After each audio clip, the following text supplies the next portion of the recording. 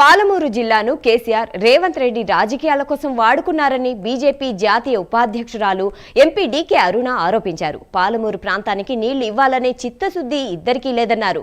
Power point ప్రెజెంటేషన్లతో ఒకరిపై ఒకరు నెపం నేసుకుంటూ ప్రయత్నం తప్ప ఏం లేదని మండిపడ్డారు. ఇద్దరూ ఆడుకున్న నాటకంలో పాలమూరు ప్రజలకు తీవ్ర అన్యాయం జరిగిందన్నారు ఎంపీ డీకే అరుణ. పాలమూరు రంగారెడ్డి ప్రాజెక్టు ద్వారా నీళ్లు ఇవ్వాలని, పాలమూరు రైతులను ఈ కరువుల నుంచి రక్షించాలని ఒక చిత్తశుద్ధి ఇద్దరికీ లేదు. గతంలో కేసీఆర్ గారు పవర్ పాయింట్ ప్రజెంటేషన్ చేసి, ఈరోజు రేవంత్ రెడ్డి గారు పవర్ పాయింట్ ప్రజెంటేషన్ పార్లమెంట్లో అసెంబ్లీలో అంటున్నారు.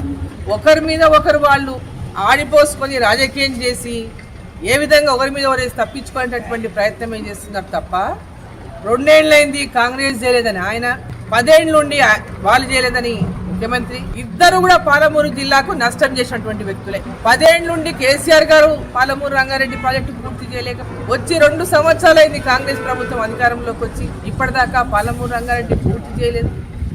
పాలమూరు రంగారెడ్డి కాదు, జూరాల ప్రాజెక్టు మొట్టమొదట ఏ డిజైన్ ఉండిందో, ఏ అప్రోచ్ ఉండేనో జూరాలకి వెళ్ళి నీళ్లు తీసుకోవాలని, ఆ అప్రోచ్ చేస్తేనే పాలమూరు జిల్లాకు మేలు జరుగుతుందని పదే పదే చెప్పిన మేము మళ్ళీ అధికారంలోకి రావాలనేటటువంటి ఒక సెంటిమెంట్ని క్రియేట్ చేయాలని కేసీఆర్ ఆడుతున్నటువంటి నాటకం.